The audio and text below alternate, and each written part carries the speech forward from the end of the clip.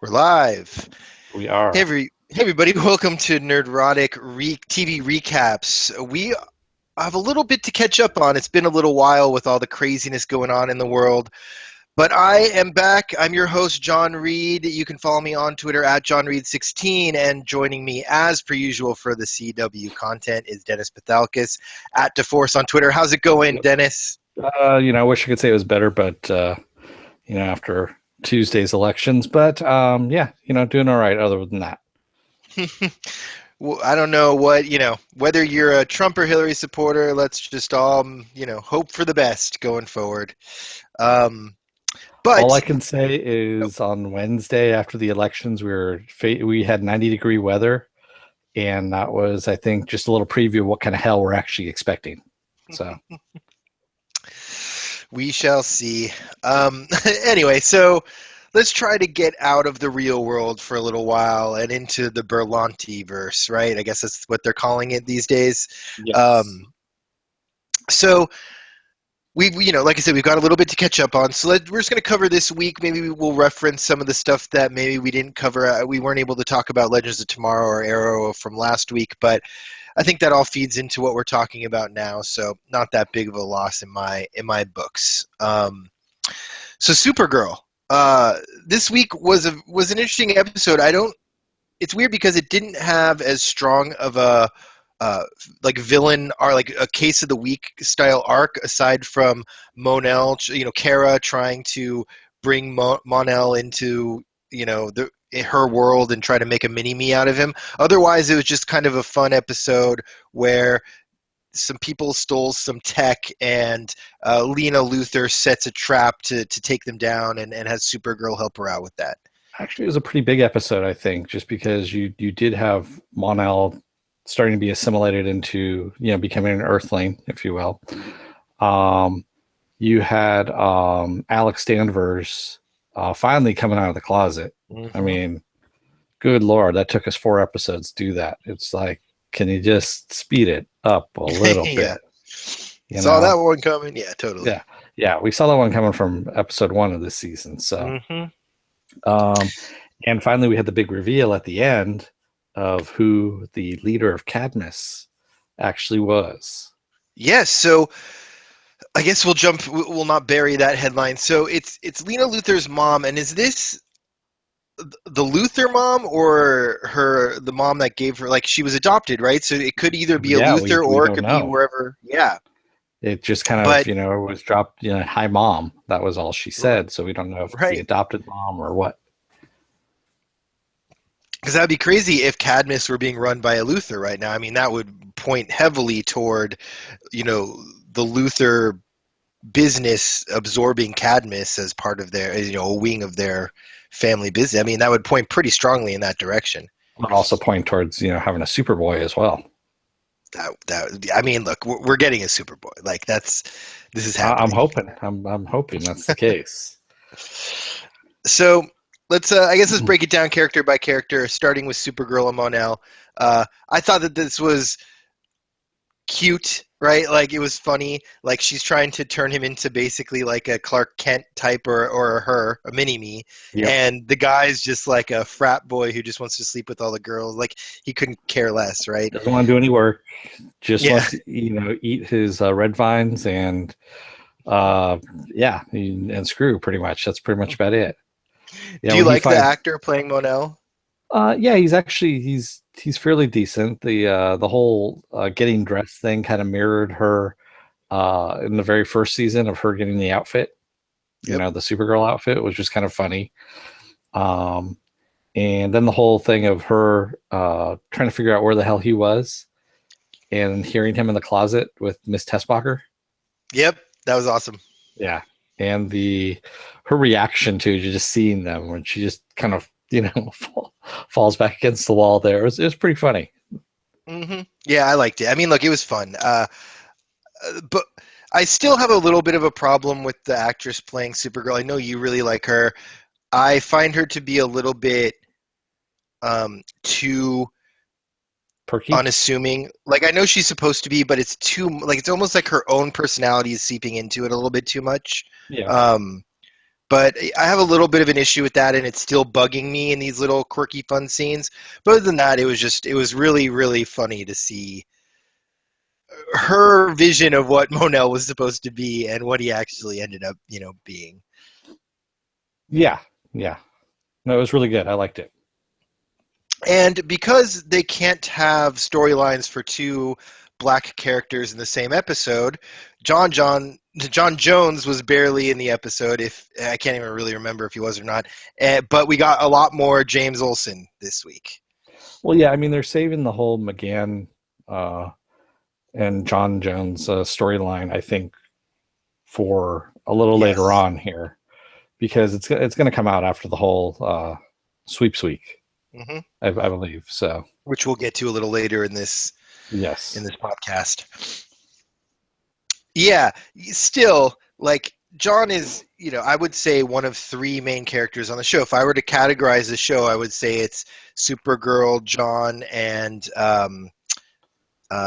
Alex, right? It's like those three usually have their own storylines going on, and then they kind of feed and twist with one another, right? And Well, we had Jimmy Olsen's character arc working through this as well. yeah, that's what I mean. So in this episode, it's like they swapped out John and they swapped in, like, it's like they didn't have enough time to do both, whatever, like, Well, yeah, even just they little didn't. things with John, and they just brought in Jimmy in place of John for the episode. Well, yeah, that's because I mean they had to build up the whole lead into Guardian. I mean, Right. it's by the way, just in case you haven't noticed, that's his name. Spoiler alert: his name is going to be Yeah. Guardian. Sorry. The big reveal that he was saving at the end of the episode. Yeah, we're spoiling that one right now. We've been talking about it all season long. He's going to be Yeah, Guardian. Um, but it is so kind of let's get interesting. in. It is Yeah, kind of let's get interesting into that that a little bit. Wynn is building him the suit and what kind Yes. of suit it's going to be and whatnot. We got a little preview of him holding up the shield or whatever that was, that corrugated steel. Yep. So I think that there's look. I think that there's a little bit of like Win being able to say, like, if I were a superhero, this is, he's building his own superhero out of Jimmy yeah, Olsen. It seems, and that's well, he's actually building the suit that he would have. He had the guts to go out to become a superhero. right. He's not. Well, I'm not saying guts. If he was stupid enough to go out and risk his life to be a Right. superhero, He's the one who's going to science the shit out of stuff. Like, he's not the exactly. yeah. Um, which we'll actually get to in a different show in a few minutes. Um, so what I did like about this episode, though, a lot, was that we got a lot more Win, and we got Win, and I'm gonna return to our game from last week. Are we shipping Win and Lena now in this universe? They had their little moment under the table, and I thought that there was a lot of chemistry going on between these two sciencey people. Yeah, I don't think it's going to happen. Honestly, I don't know. she didn't look at him as an equal. Yeah, but he, like, stepped up. Like, I think at the end she did, because he was the one who solved it. Like, they had that moment where they came up with the idea at the same time because he was leading her to it. And I don't know. I felt like at first she was like, "Who is this Joker?" And then by the end of it, she was like impressed with him. And I think those are the types of Yeah, meetings I that think lead to something. I don't I know if think it's a she's more long interested in term. Supergirl. To tell you the truth. Really? Hmm. Or Alex? I don't know. We'll see. I'm saying right now, I'm staking it out. I think Win and Lena have a thing at some point this season, No, or it's soon. honestly Lena is she's got a girl crush in Supergirl. We'll see. We'll see. So, well, yeah. What else did you want to talk about in Supergirl? Well, we We also have have Alex Cataclysm. Danvers coming out of the closet. The whole Yes. her and Sawyer, and her. Basically Sawyer just put it out there and said to her, oh, well, I assumed you were gay, kind of thing, and Alex going, no, no, no, it's not me. I'm not gay. And then she thinks about it for you know half the episode, if you Yep. will. And then about the 45-minute mark, she realizes that, all her dates and all that stuff, she never liked the intimate part of it. And she'd always Mm-hmm. been going out with guys and finally realized that, yes, she probably is gay. Mm-hmm. But, wasn't ready to explore that yet or something. I don't know exactly what was going on. And you Well, know. she's before the climax of the end of the episode where the big party fight scene. She's at home with her sister, and she's about to tell her sister, Yeah, yeah.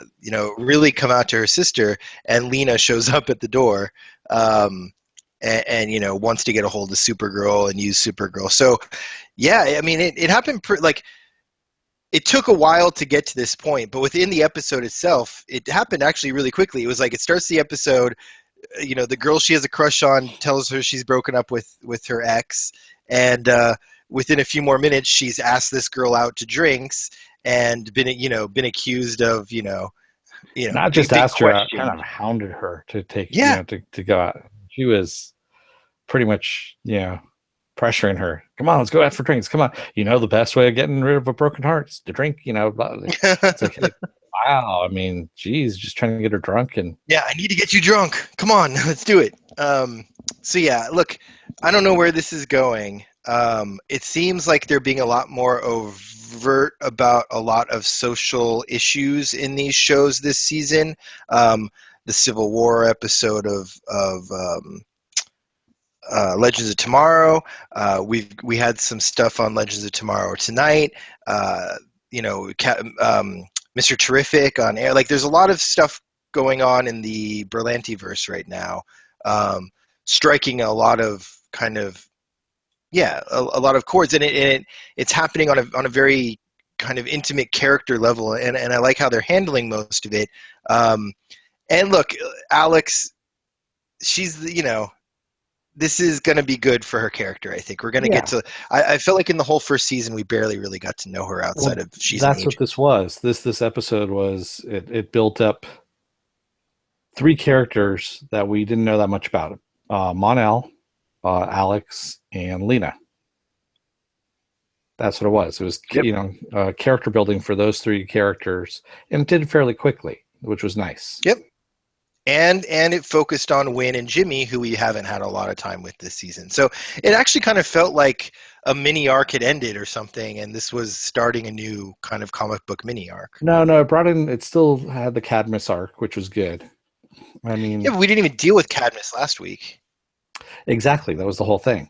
We didn't deal with Cadmus last week, and so bringing Cadmus back into this and giving us finally where Cadmus is coming from, from the Luthor standpoint. Yeah, no, all I'm saying is that it seemed like we had like a Martian arc, and now we're going in like an alien Martian arc, and now we're going into like a Lena Guardian. We have multiple arcs going on right now. We've got Cadmus, we've got the alien Martian arc, we've got the aliens amnesty program, and Yep. the president being a white Martian.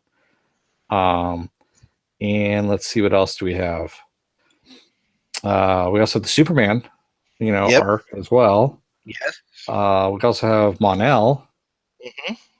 Mm-hmm. So there's quite a few overarching, A lot of balls intended. that they're juggling right now. Yeah, for sure. And it's good. I actually like that. I like that they have a lot of irons in the fire. So it's not boring. You can actually switch it out and bring something up to the forefront. If the other stuff gets a little stale, bring that up,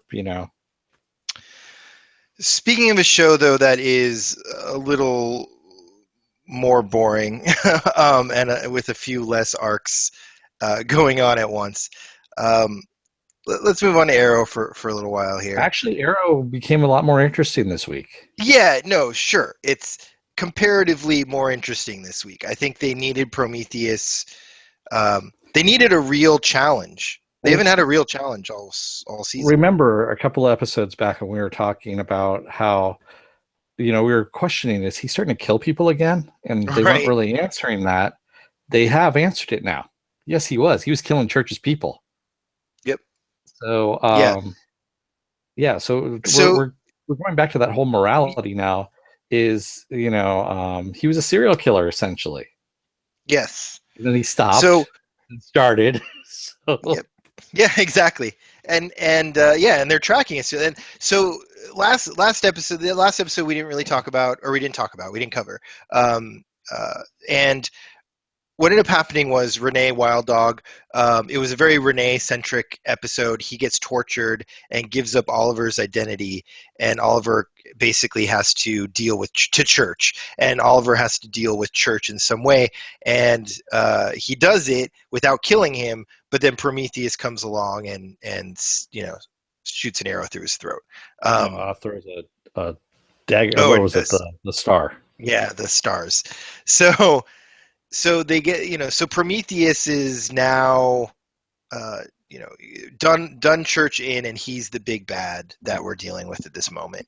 And so this episode is about Prometheus luring Team Arrow out in the open. And he's doing it in a very serial killer way by using uh, He's killing his off book. innocent. Yeah, he's killing innocent victims using their names as anagrams for the list that Oliver had in his book, which I thought was a very convoluted way of going about doing this. They could have done this in a better way, but it was just kind of Oh, I loved it. I loved that, it. I that was was the like, part that because just it's not bothered me. obvious. Interesting. Yeah, no, you're right. It was a little convoluted, but I loved that it had several steps. It wasn't like we think about Felicity as like this really smart, person, but usually she just solves a problem that has like one step, and it's a complicated step. They're like, "Hey, nobody could hack into this blah blah blah," and she's like, "I'm already in." You know what I mean? Like it's very easy to piece together. Whereas Yeah, this one was very much like a Riddler comic book, right? Where like it leads you on a path where you have to make a few leaps to get to the end point. And so it was like they're killing people seemingly unrelated. Oh, their names are anagrams. Their names are anagrams from the book that Oliver used to use, and they're melting down the arrows that that he had left Oliver behind. Yeah, had left behind when he would kill people and do all this stuff. So it's somebody that has access to those arrows. to GCP, So to the Starling City PD so the police locker. department, right, to like evidence lockups and stuff like that. And so at the end of the episode, and I think this is a huge red herring. I It is cannot very huge red herring. uh, they allude to it being Quentin. During these two episodes or the whole season, he's been drinking all the time. We know he harbors some resentment toward Oliver. He's working as within his administration now. Thea's trying to help him out. We keep seeing him as this drunk, and they try to allude to at the end of the episode that maybe he's not drunk. Maybe he's got like some sociopathic personality disorder where he's also Prometheus somehow. But I think that this is total nonsense. It's Yeah, actually, Prometheus, and I'll predict this right now, is Felicity's boyfriend. oh, Dun, dun, dun. that's not bad. I was thinking it was either Slade back from the dead or um, the Russian dude that we're seeing in the flashbacks. Dolph Lundgren? No. Oh, is that Dolph? That's Yeah, Dolph that is Dolph. Lundgren. Yeah, Yeah, that guy. the Russian dude. Dude, come Yeah, the Russian. on. What's You need his? to Yeah, revoke dude, your what's his action. name? It's Kolvac or Kovac, something. yes. Anyway, yeah, I thought it was one of those, but I really like your hypothesis here. Um, He's the that right height. it's Um, yeah, he has access to Felicity now, and he's not too worried that she's working with the Arrow. right. He didn't kind of put up any kind of fuss. And he's really the only other new character that's not either in Team Arrow or um, Drunk, a vigilante, right? So falling you're down right. drunk either. You're totally right. It's probably him. I didn't even like connect to that. That wasn't even something I was thinking. Oh, that's very interesting. We'll have to see. But Prometheus is a really like they've done this dark hooded archer before, but this twist on it where he's like he knows some shit. He's very sociopathic. He's kind of serial killerish. Like I like where they're going with him. I'm pretty sure what he is he's somebody's kid who Oliver killed. Uh, yeah, he killed their parent, that guy's parents or something, or his dad or uncle or former college roommate or something like that. And Do you know who Prometheus is in the comic? Like, is I there don't. any comic reference for this at all? There probably is. I don't. I never really read Green Arrow comics. Yeah, So I used to read the old Green Lantern, Green Arrow comics back in the 70s, 80s kind of yeah. thing. But yeah, I never really got into the Green Arrow stuff in the 90s and whatnot. Gary did. So We'll have to get him on as a Arrow correspondent at some point. So another thing we get in these episodes is we get a very clear delineation between like Arrow Team A and Arrow Team B, right? Like when Diggle comes back, it's very much like he views him as a peer. They're a real team, and these other kids are the second just, stringers, yeah, yeah, they're they're second the bench stringers, warmers.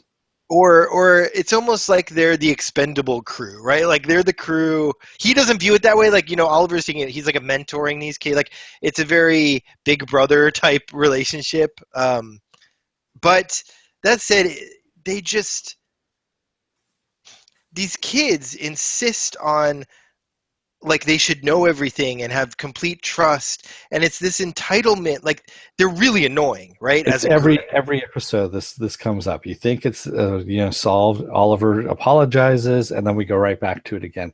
It's like, can you And it was guys just Artemis this time. can you guys just be consistent with it at one point in time? Get over the hump, trust them, move on. Because right now it's just getting Right. annoying more than anything Or else. don't trust him, but he, Yeah, allows you the safety of a team of other vigilantes that you're going to go out and do this shit anyway. So you might as well have a little bit of backup. Like, do you really need to trust everyone that much? It just, I don't it's the know. same If argument and resolution every episode, though. That's the whole thing. That's what's Yeah, bugging me. Is like it keeps coming up, and it's like, did you guys watch last week's episode? Did you read the script from last week's episode at yep. all? We already went through this already. We don't need to retread it again. Here's the one thing I am liking. Like I'm not a big Diggle fan. Don't get me, like he's actually my least favorite character on that show typically, but I'm liking having him back because he is the only person who like actually is acting like he has Oliver's back in any way, shape, or like he and Oliver, they have a bond, like, and it's almost Well, like yeah, they've tested it's it pretty many much times, but it's real. if he goes down, if Oliver goes down, Diggle's ass is out in the wind because remember he's a fugitive right now. Right. So it's kind of not like he really has anybody else to trust. I mean, other than his wife. True, but there's also, it seems like more than that. It seems just like he and Oliver have worked through their shit to some degree, Well, and yeah, that was he's kind of not sped second through as guessing well. him. He knows that Oliver is a good guy with good motivations, and when you have some like bitch accusing him of being a serial killer, it's just unproductive, right? Like it just seems ridiculous, and so it's nice to have Diggle there to be a character that's just not being utterly ridiculous all the time. Wait, so you called Artemis a bitch? Yeah, she was being really annoying all episode long. I Like, don't think so. I think she was actually proving a valid point. Is that he was telling her, she can't kill, but at the same time, he's killed all these people. He's being completely hypocritical. And but that's not like, there's a difference between like learning a lesson and being just a complete hypocrite. He's saying like, I've gone through this whole process. Trust me, we can't be killing people. but Learn from he's me. not telling them that. That's the whole thing. They found out for themselves that he did all this. He's not saying, "Hey, you know what? I went through this whole process because yes, I've killed people and all this kind of stuff, and I've learned from it." He's not giving them the option of knowing that. He's just basically saying, "You do what I say, or you don't do it at all." Right. And that's what she's having problems with because how do you look up to somebody who is preaching non is preaching not to kill people when he's already killed? Let's put he's been in the double digits now. Yeah, no, I mean, he's way well into the double digits, but Probably actually into the triple digits actually right now, considering with the underground city that got destroyed. yeah. Yeah, and the missile that they rerouted. Yeah, no, look, I get it, right? Like it's, your argument makes sense, but it's still like, we're not. This isn't a real story, right? Like No, it's we're not. watching it from the outside in, and we know all this stuff. So to have these characters who are like confronting what we already know is just annoying. It's just like, it's unnecessary for my enjoyment of the show to have this person retreading stuff that we've already worked through, right? And that's what's really frustrating. And they do it over and over and over and Well, over again. you got to remember the whole theme of this thing is, and that's what I'm seeing right now. This whole season is about revisiting your past and having to deal with the consequences of that past. That's what Prometheus is. Yeah, but don't you think that like ultimately where he is in his relationship with Felicity is or with a lot of people. I mean, his family is almost completely dead, and his, like he's got a lot. He has had consequences, right, built in, and But he put everyone in himself in that all book those. is a corrupt. Is like the epitome of corruption, and he had to survive 5 years stranded out. Like consequences built into his journey. Well, you got to remember what we're seeing right now in the flashback is he did not want to return to society, even though he was rescued from the island and Right, all that because of what he had become. He was ashamed of what he had became, right. and then he kind of embraced it a little too much, and now he's ashamed of it again, and now he's being shown, and now he's at peace with it, I should say, and now Right. he's being shown that, hey, wait a minute, you're doing all this stuff all over again. You're basically recreating all the same mistakes you did previously. Well, I mean, I think he's trying to, like what Diggle says, he's like, you're not doing these things in the same way for the same reasons as you did before. Like that was the conclusion they came to in the episode. And I don't know That's how from a these soldier's point of kids. view, though. You got to remember that's Diggle's Yeah, the soldier's point of view, which a completely valid point of view, and it's bringing up all these different points of view. But Arrow's not a soldier. Green Arrow's not a soldier. He's a vigilante. right. And we're going to see this in the next episode when Vigilante actually comes in, which, by the way, has a fucking killer costume. Yeah, it looks really good. It looks Um, really good. and we're going to see the extreme of this. Yeah, no. Look, I hear you. They're playing in this gray area. My point is that the way that Artemis reacts to the specific information after, like, I'm just like, look at all this shit you're going outside and like shooting people with bows and arrows and like taking on like this is the information that makes you pissed off. Like this seems so stupid. Like we already know all. Like I don't know. It just seems unnecessary. But anyway, that said, um, I did want to bring up one thing that wasn't from this episode, but was from the episode before. Human Target. This is a guy Yes. who actually has his own had his own comic series at one point. Yes. He was it was an independent series, right? That got kind of absorbed into the DC universe, or was anyway. But I love that character. The actor playing him was really good. I love the way they used him in the episode. I love that he had that conversation with the reporter and like ironed out all this shit, and then he just shows up. He's like, "Okay, it's fixed." Like, and then we see that he was involved with the Bratva stuff. I really I had fun with that human target stuff. Oh yeah, no, it was a really good. I mean, I didn't see that one coming at all, which was really kind of nice. Mm-hmm. That was a nice little Easter egg there, and and then of course having him die, or get shot Yeah, on the steps of City Hall, it was really good. They did a really nice job, and also um, I like the fallout of it, even in this week's episode, with the reporter saying, okay, you still have a month's leeway for me to, not bag on you. She goes, oh, and the other thing is also expiring too. And it's the phone yeah. number that she gave the human target when he's Mm-hmm. dressed up as Ollie. And that It whole was funny interaction callback. too, that actually made me laugh was the whole, when Thea and Quentin both said, they're both like, you're not getting involved with her, are you? He goes, no, nothing happened yet. And they're like, really? Come on. And they're like, what? And he's like, what? And you use the word yet. Yeah, I don't like that you're saying yet.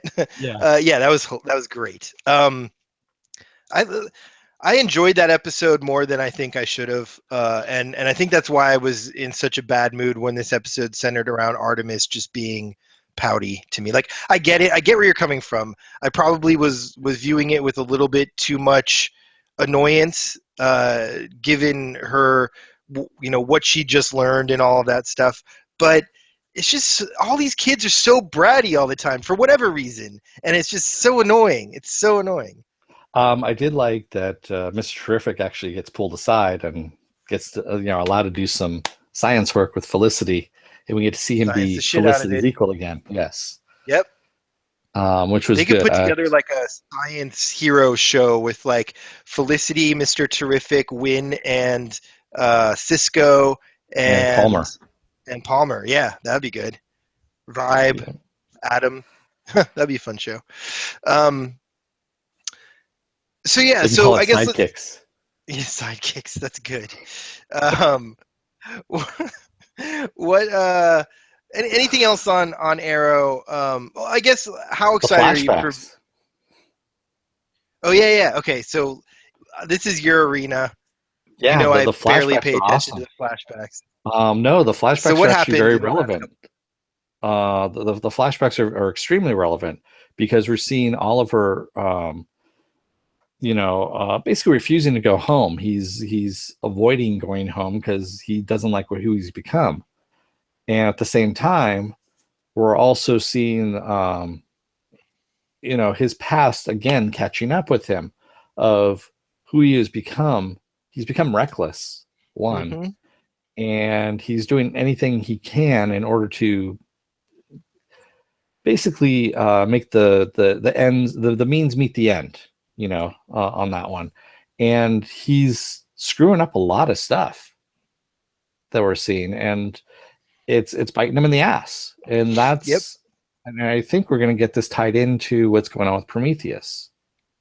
Well, I still have, I like your theory about Felicity's boyfriend in the police department. It could also though be that some of this stuff he did in Russia is coming back to bite him, like That could be as well. Yes.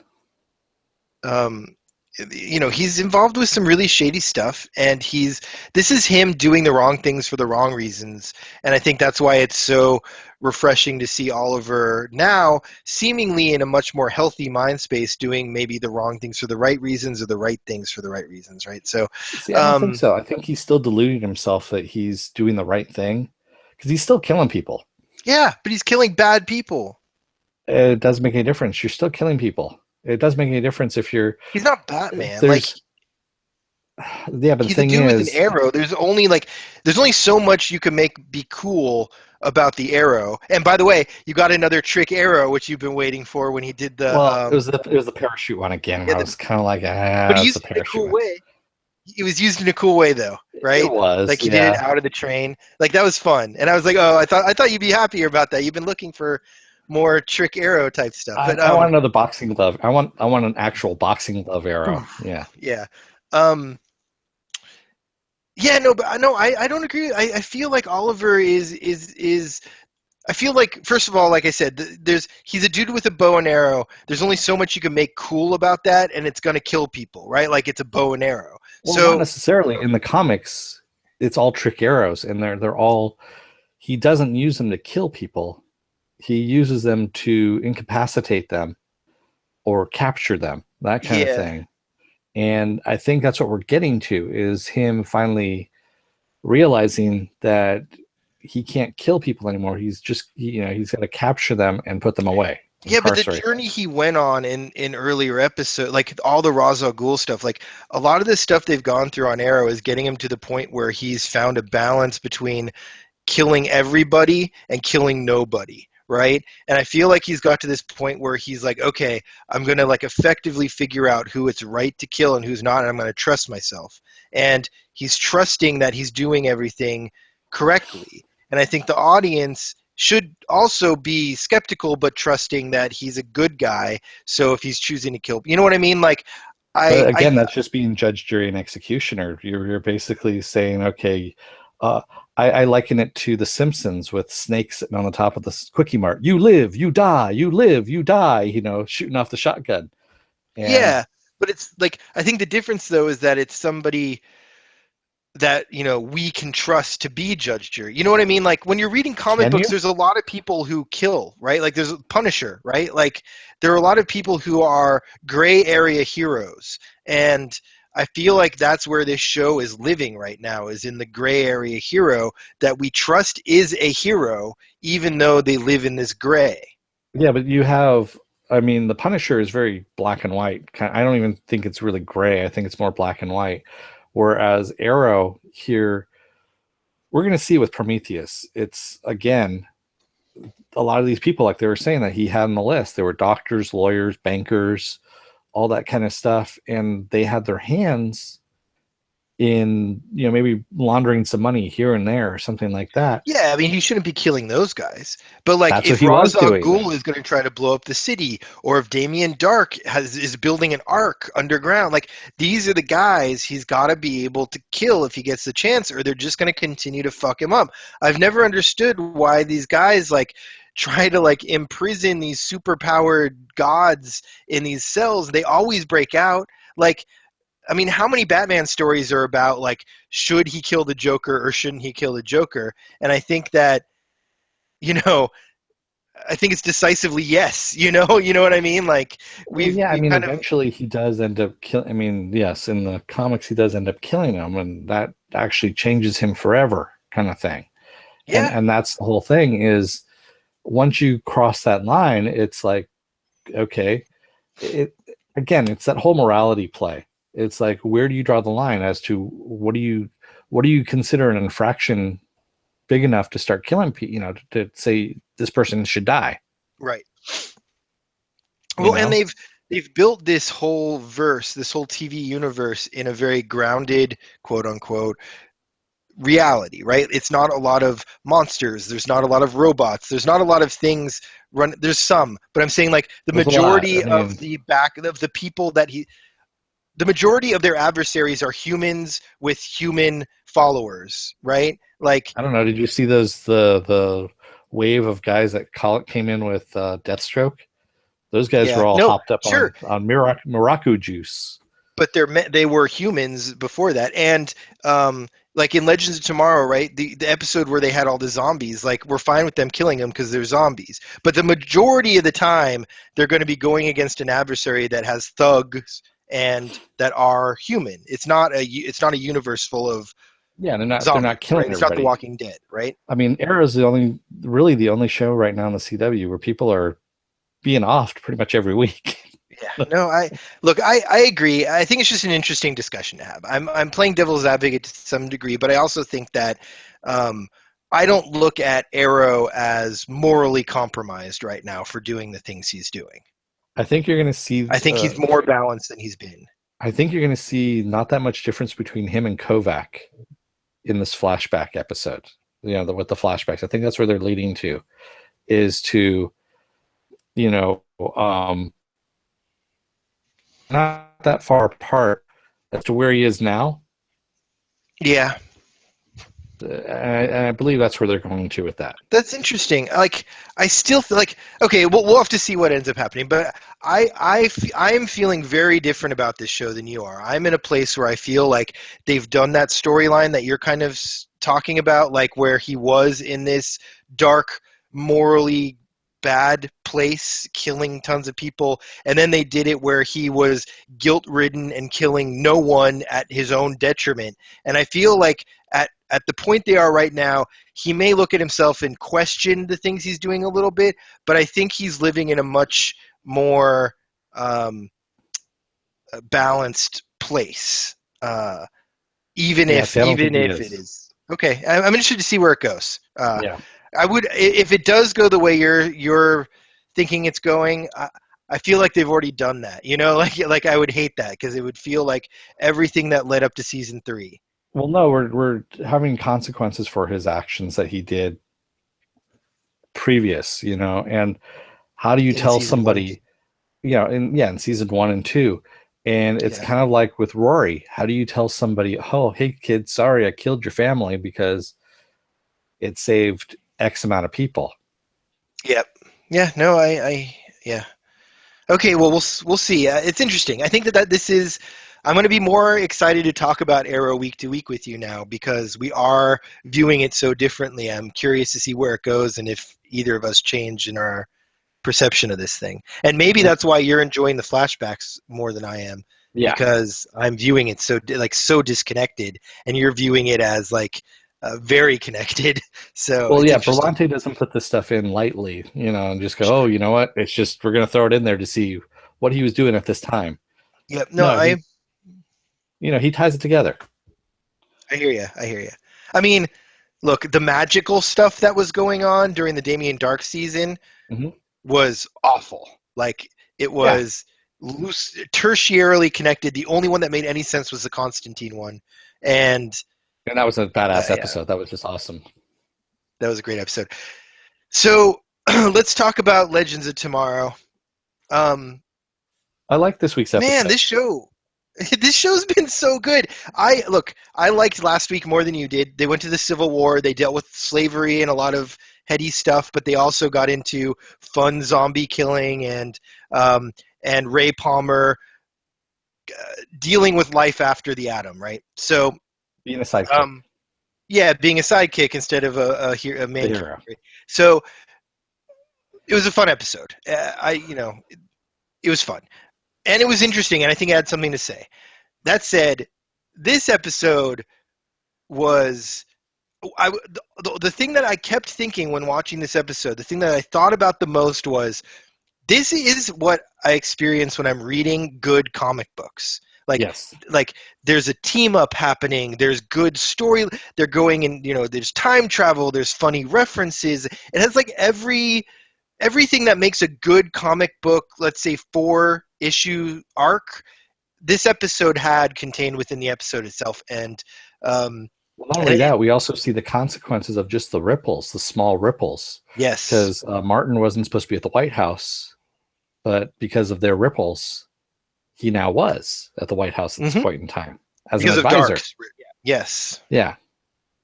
Um, So we're so we're yeah, so the seeing plot line around this is they went back to the '80s. The Cold War peace, the wrap of the the new, Cold War is it was happening. a nuclear treaty summit, Stand down, basically. yeah, Yeah, between Gorbachev and Reagan.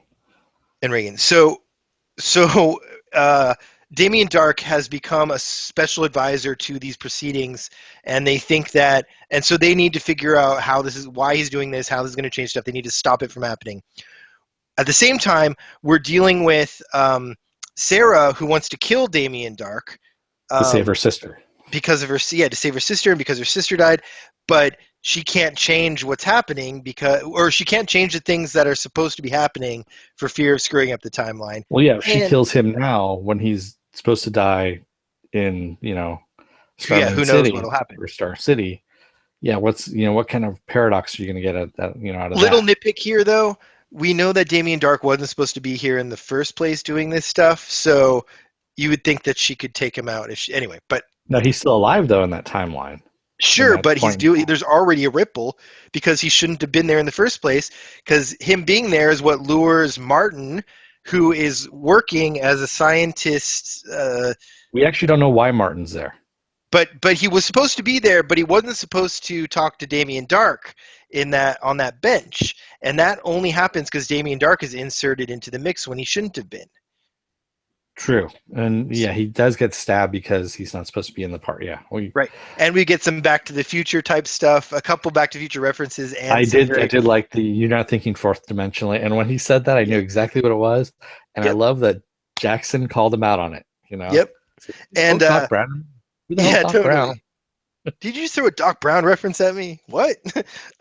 Yeah, that was super fun. We also got a moment that I think says a lot about the way they're treating time travel, where young Dr. Stein gets stabbed and future Stein puncture wound Wound. at the Yeah. exact same time. And that's not something like usually when you go like in these movies when they go to the past, they might start fading out of existence or something, but they never represent the same uh, injury, right? So it was a very interesting paradoxical thing that they were dealing with, and they did it in a very different way than I'm used to seeing. I don't know if you ever saw Looper. You probably haven't. I have seen Oh Looper. my God, you have. Okay. So remember when they're carving the message into the arm? Yeah, but that was because it was a scar. Yeah, it became a So scar. but still, Right. he felt But physical he's not like pain as it was bleeding out. It's happening. not like if he's carving the message in, his arm starts bleeding. Like the scar just showed up because what he did in the past created a scar that he would see in the future. This is like he never had that wound closed and he was walking around for 50 years with an open, gushing Yeah, wound. Like true. there's no time relevance to getting stabbed. Maybe he would have a scar there now, but it wouldn't be like him bleeding out in the spaceship like it was tonight. So it was something that I had never seen them any space or time travel thing do before. Interesting. Yeah. Right? Like that's new. Why would that happen? I think that it beckons a lot of questions, right? Like how Well, that you could happen. still, I think what it just was, they figured it's happening in the same time frame and they are sharing the same matter, if you will, both bodies. I like that explanation. And there you go. So that when he healed up on the chair, the younger Stein, the older Stein ended up with the scar. Yep. No, yeah, look, I like that explanation that you just came up with, but what I would say Science. is that That's what it's all yeah, about. I like that's how they're thinking about this, right? Like it shows creative storytelling rooted in something, right? Like they're creating a scientific, like a faux science realm for Oh themselves. yeah, yeah. So I like So that. we had a little bit more of Thawne in this as well, helping out Damien Dark. So And who's that actor? Is he from the old? he's from Flash. From the Yeah, he played Thawne in Flash. The revert. yeah, but is he an actor that had been in other? Is he kind of like what Jay Garrick is, where Jay Garrick's the old Flash, and they've No, got no, Wonder Woman as the president? Is he an actor that they had in other previous things. DC No, stuff in no, the past? Um, nope. I don't. I thought the reason that I thought it might be is because I don't like him very much. Well, you're not supposed to like Like him. I He's a know he's villain. been in Flash. No, I know I'm not supposed to like him, but like he feels very for being such an important bad guy in the DC universe. The actor playing him is very mushy, like very soft to me.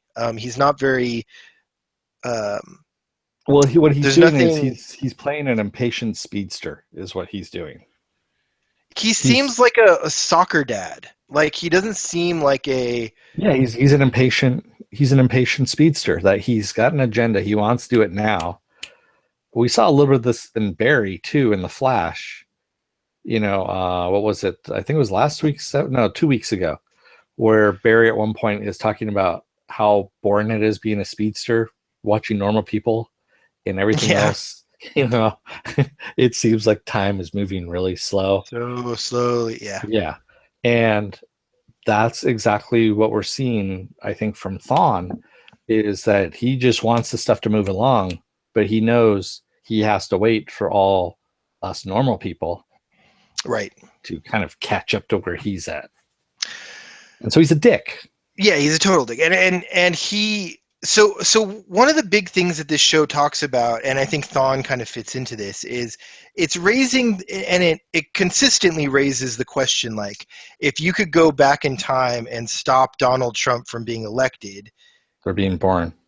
or being born, would you do it, and what effects would that have, and would it be worth the those things that happen afterwards, right? Like the Flash has dealt with this in his time travel, but Legends of Tomorrow is dealing with it in a lot of ways in this episode, right? Like this the end of the Cold War is at stake, and everything after that is at stake, and the lives of the people on this crew are at stake, or their relationships, and I don't know.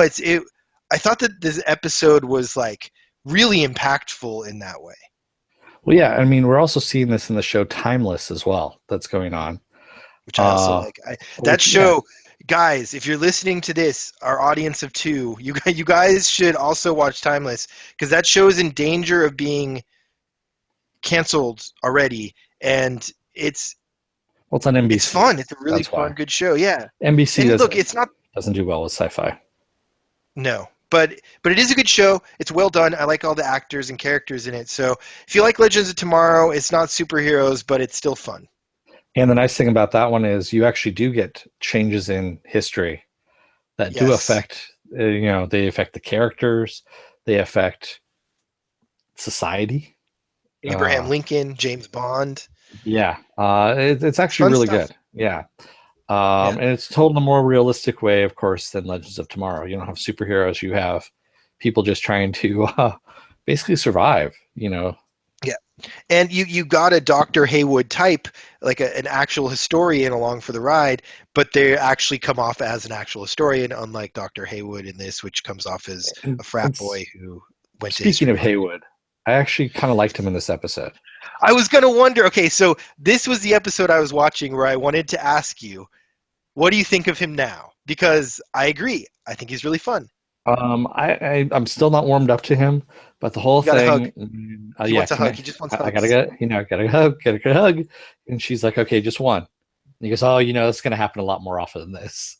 Yeah, Yeah. I'll take one for now, but Yeah. So yeah, I yeah. So liked him in that part. you're getting Yes. to, He's or he's growing on getting. me like fungus. Yes. Here's the thing, though. How can Firestorm and Obsidian look so awesome and Steel look so atrociously bad? Like, why is that harder to do than Firestorm? Because fire and smoke are effects. Particle, They are yeah, particle particle effect. effects. And it's really easy. It's not really easy, I should say.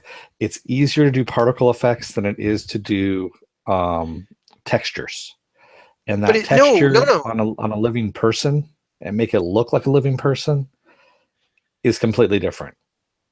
But that's kind of what I was about to say was it's easier to do particle effects in like a video game than like detailed texturing. But when it comes to trying to combine it with real world uh, It's actually no, it's actually right now the programs that are out there it's easier make to it do particles it's easier to do quicker. particles. Yeah, it really is. I didn't think I thought it was so much harder to integrate it because you had to Um, get all one the of my light and teachers, and I'm going to go a little technical on you now. Apurva Shaw, if you're out there, Apurva, good job, you guys, you rock. He worked on Pixar. In Finding Nemo, all the particles that you see in the water, like floating, suspended, and all that mm-hmm. stuff, that was him. He figured out a way. Oh, that's awesome. You know, the dust particles coming off the floor, of the ocean. Him again. He's in the That's so credits great. like 7 times. Of Oh, Finding Nemo. did he do Finding Dory? I don't think so. He's not with Pixar anymore. He I went. was gonna say because the stuff where they're going through the Yeah. tube or the pipes was really cool looking. He now I know he does his own programming now. If I remember correctly, I think he has his own company where he has programs that are out there that create these algorithms, and it's because of him. A lot of the stuff is out there. Um, That's awesome. yeah, and We'll have to give him a he, call so we can put together a VR experience or something. yeah, good luck with that. He's very sought after. Busy guy. Busy guy. But yeah, I mean, and we're talking about this is 10 years ago. That when I was doing some of this stuff, and it was a little bit rougher then, but you could still integrate it fairly easily. And now, um, the programming is leaps and bounds ahead, so it's easier to do particles and have it fit in with Because the real world I than the was gonna texture. say, like the other thing, the thing I would compare it to is Colossus from Deadpool, which also looked kind of bad. So Yeah, like this steel looking it's hard to thing, do. It's even very hard though to it do. was the first.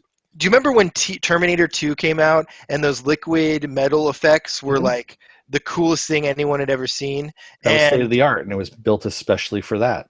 now I feel like it hasn't really come that far. Like it's that almost Well, looked better in a lot of ways than what we're seeing. speaking of Terminator 2, the very end scene where it falls into the metal, the Hmm. molten metal, and you see all those heads popping out of it and all that stuff, that was actually mistakes. Oh, They I didn't were know that. trying to get a different. I actually had looked at the commentary or read listened to the commentary on it, and they wanted to go for a different effect from it, but it wasn't working out right. All the algorithms because it was such a new technology, Right, but they figured, it looked cool enough that they could leave it in and no one would right. know the difference. That's So, funny. That looked cool though. yeah. Anyway, that But yeah, said, that's the reason Steel why. Yeah. doesn't really match up with the rest of the like.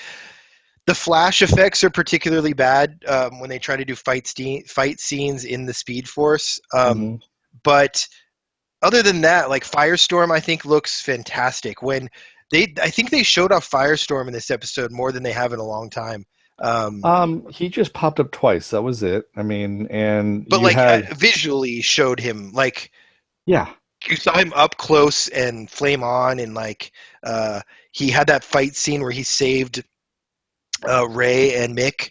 Uh, it, you yeah, with know, the fireballs. yeah, and I thought that he looked But great during that.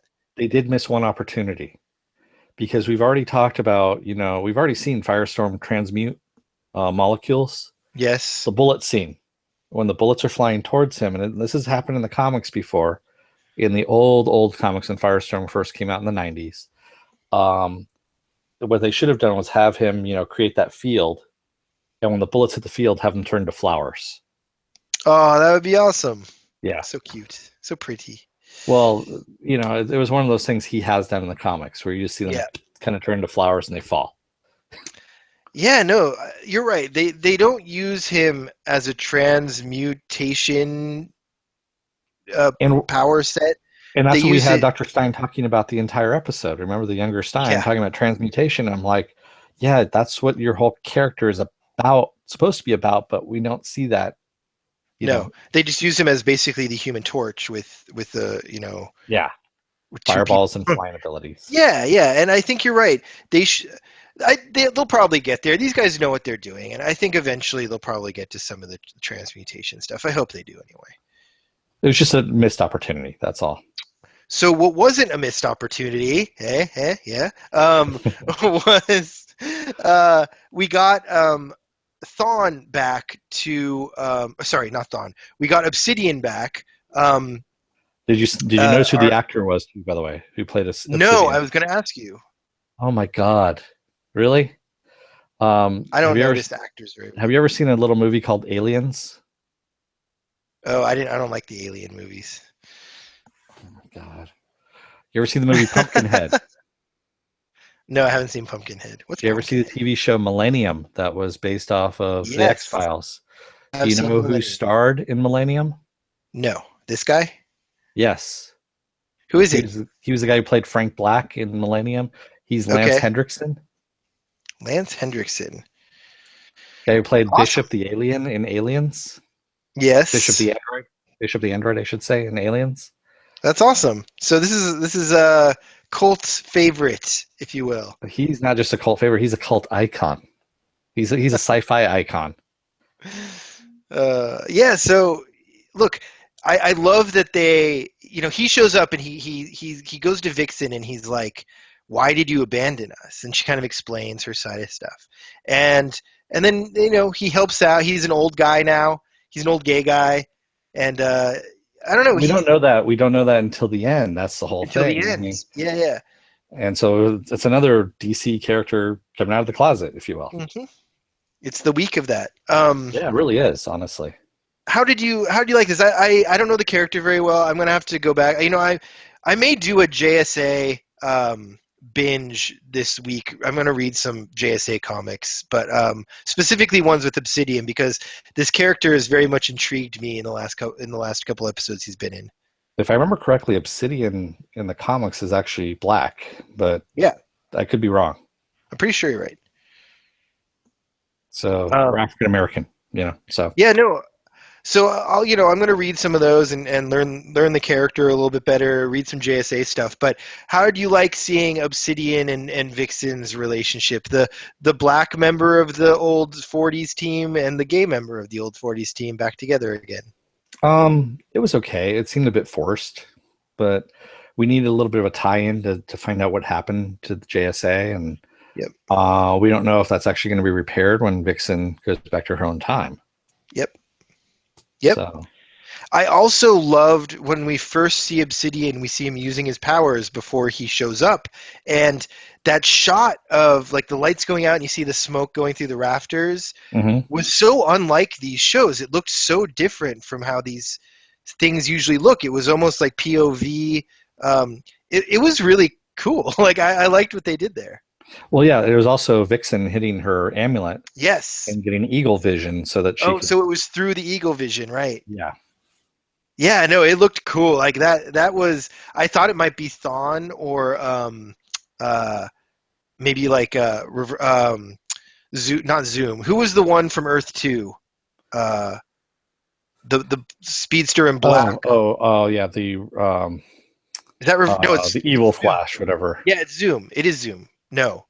No, Professor Zoom is in the orange or the yellow. Hunter Zolomon, but I forget what his villain is. Anyway, that guy. You mean I thought it rival? might be him for a second. Not Hmm? rival.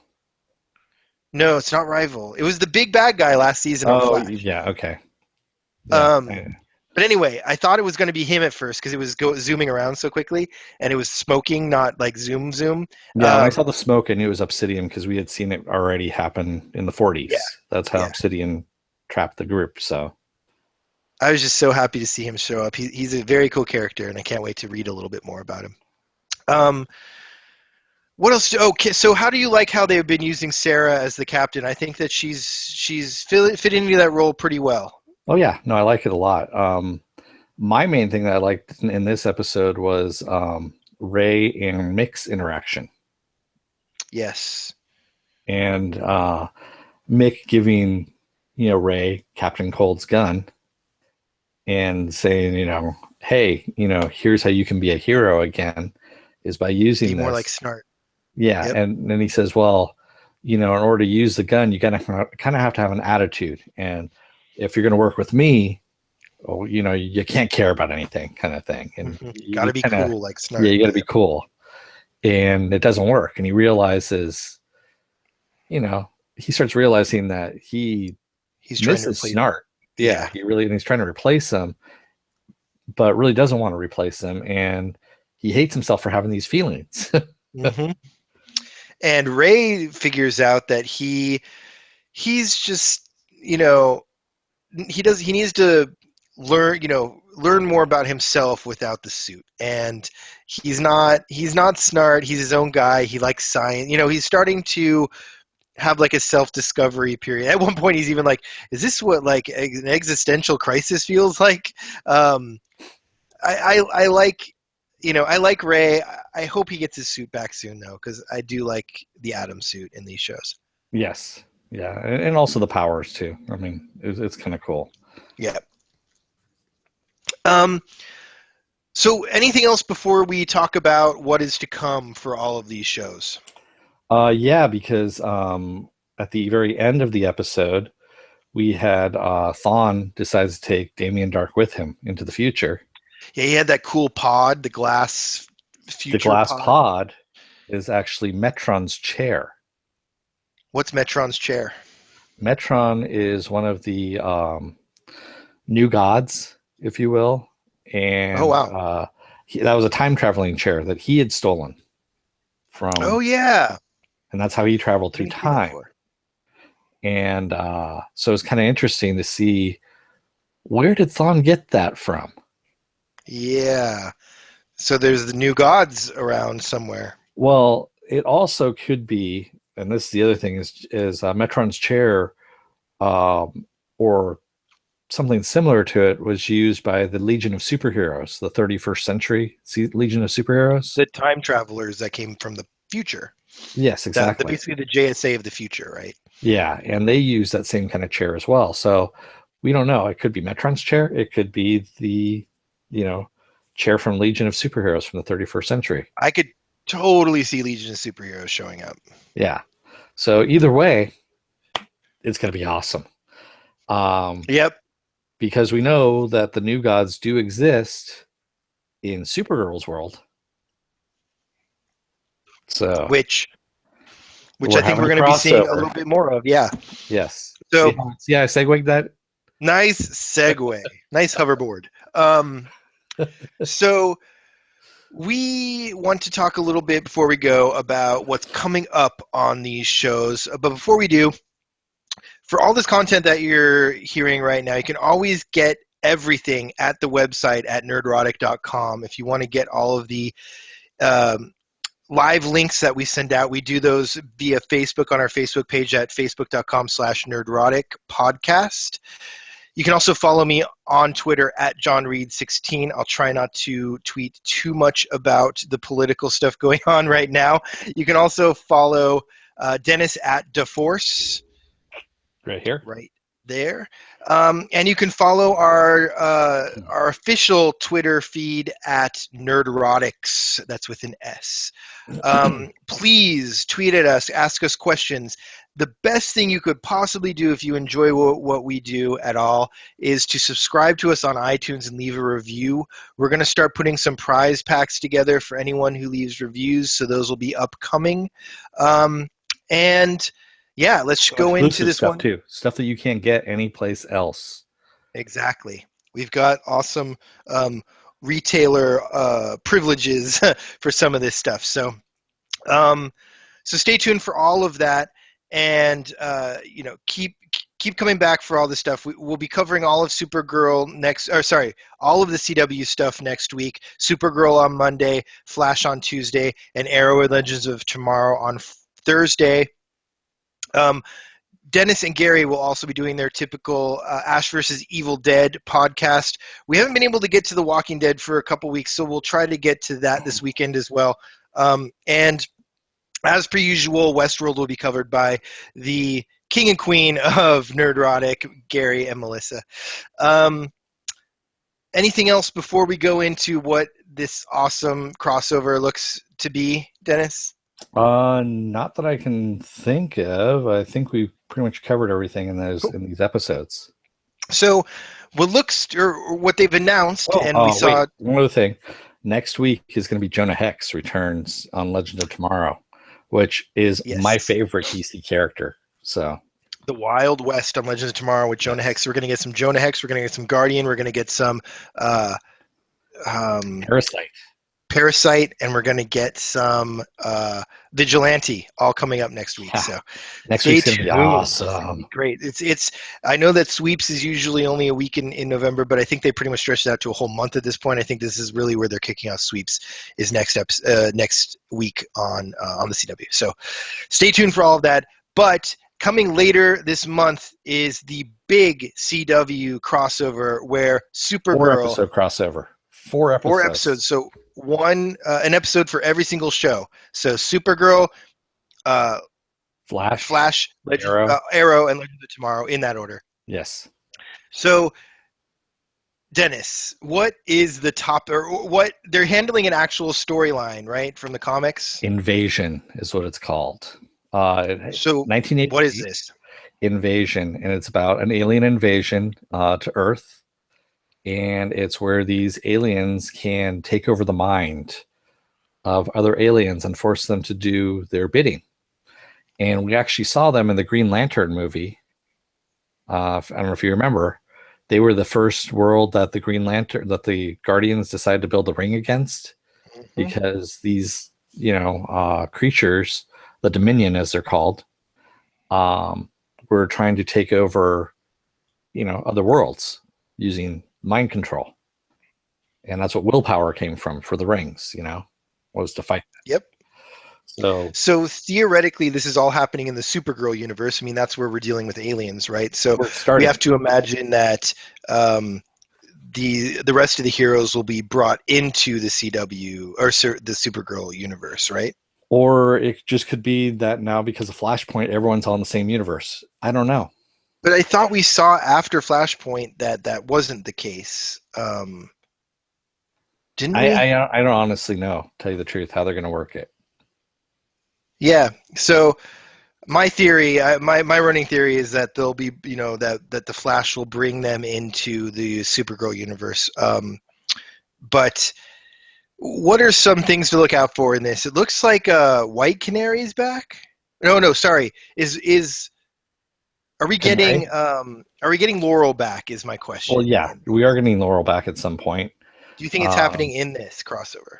Quite Do you possibly. think it'll be the Supergirl world's Laurel that we get back, not the actual Laurel? It could be. That's a possibility.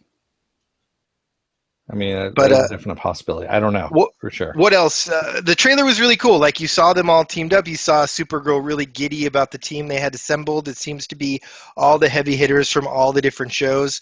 They're Yep. not really leaving anybody out. So this is Legends of Tomorrow are going to be showing up. So Yep. this is going to be a big deal. No. It's going to be a big deal. The aliens themselves, the Dominion, are these yellow creatures that have big red dots in their foreheads, and they have these long claws and sharp teeth. And from what I understand, they're through prosthesis and digital effects. They've actually recreated the look. Oh, that's so cool. Yeah. I mean, look, they're doing a great job on this stuff right now. We just talked about Doctor Strange. If you haven't listened to it, please go check it out. It was one of the most fun podcasts that I've had doing with you guys. I really enjoyed it. I thought we were all kind of on top of it on that, all pretty heated that night. But to see the Ditko or the Ditkoverse, right? Or Yes. to see the Ditkoverse. I always get confused if it's the Curryverse, but Kirby has Crackle. Ditko has, um, turns and twists. Think more yeah. Escher than anything else. But to see all the the fuzzy globes and the bright colors in Doctor Strange brought to life on screen is they're doing such a good job with visualizing comic books in film and TV right now. I can't wait to see this. I think it's going to be special. Yeah, it's going to be cool. It's definitely going to be something to watch. The only question I have is this is going to be one after another, right? It's going to be Monday, Tuesday, Wednesday, Thursday. That's the crossover. Uh-huh. Is the story going to be big enough to warrant 4 hour or 3 hours of this is essentially a movie, right? Spread over 4 days. Not necessarily, really. It starts at the tail end of Supergirl. Oh, that sucks. So, Really? but no, she's going to be crossing over into Flash, which is going to be more than likely what's going to happen is it's going to start in the tail end of Supergirl. She's going to cross over into Flash's world, Mm-hmm. which makes more sense because then you have Arrow and Legends of Tomorrow all in that same world. Right. You have, her and Flash working together in Flash's episode to deal with it. Then them having to go to Central or Starling City or Star City, can't remember whatever it's called now, and having to Star City Nights. It's the best music festival ever. Yes, that's right. And then having to deal with that with Arrow. And then probably because there's some kind of big time quake that happens, having the Legends of Tomorrow people show up in Star City. And here's why I hope you're wrong. I hope that we just get all the characters into one place, at least by the second episode. I don't want to slowly I want it to be this big event where interesting groups of people split off for long pieces of the overall story, right? So I could hope have that as well. I hope we're playing with all the pieces on the board as quickly as possible. But I do think we're getting rid of Vixen though, and we're getting Jonah Hex in return. We're getting rid of Vixen? Yes, because remember she's got to go back to the 40s, and this episode that we had tonight is kind of her motivation to go back. Yeah, you're right. And we have Jonah Hex coming in next episode, and I know he's supposed to be joining the cast for a little while. Oh, so we're gonna have Jonah Hex in the crossover. We're gonna have Jonah Hex in the crossover, which is awesome. Yeah, I wonder if Constantine will be in the crossover as well, and Human Target. I don't think Constantine is in this. They keep talking about bringing him in for something, but I don't think they've brought him in as of yet. I sincerely hope that Wild Dog and Artemis stay home. They're out sick that week. I cannot deal with those two guys whining constantly throughout this crossover about how people don't trust them. You're going to have Wild Dog fuck something up huge, and Cisco is going to have to mop up the mess. You know what I mean? I hope that they are not there for this. We don't know. I was all for a Young Justice until we had this Artemis episode, and then I was like, meh, I guess I don't need it anymore. Um, anyway, any last thoughts before we sign off? Um, about these episodes, I'm just looking forward to see more Jonah Just Hex, enjoy. man. Yep. Looking Jonah forward to Hex is Jonah gonna be Hex as well. awesome.